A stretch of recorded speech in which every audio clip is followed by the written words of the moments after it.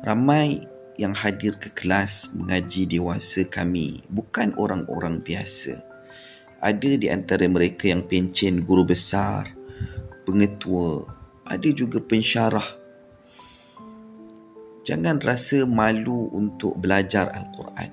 Yang patut kita malu ialah bila kita langsung tidak mahu untuk berubah.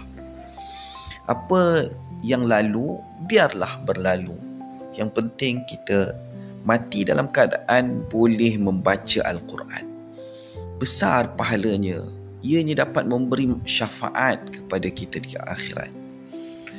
Kalau masih lagi bertangguh, sibuk dengan TikTok, Facebook, drama, sedar-sedar umur makin meningkat.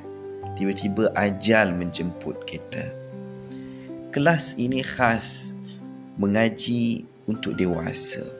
Setiap hari Isnin hingga Jumaat dalam waktu 8.30 pagi hingga 11.30 tengah hari.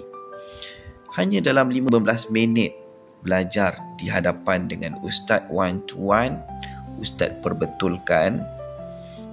Tak tahu langsung pun boleh. Tak kenal alif bata pun boleh. Ramai pelajar kami yang daripada zero dan kami bimbing dan akhirnya mereka dapat membaca dan mereka menangis gembira bila akhirnya berjaya dapat membaca satu page, satu muka surat Al-Quran selepas usaha mereka. Jangan tangguh lagi.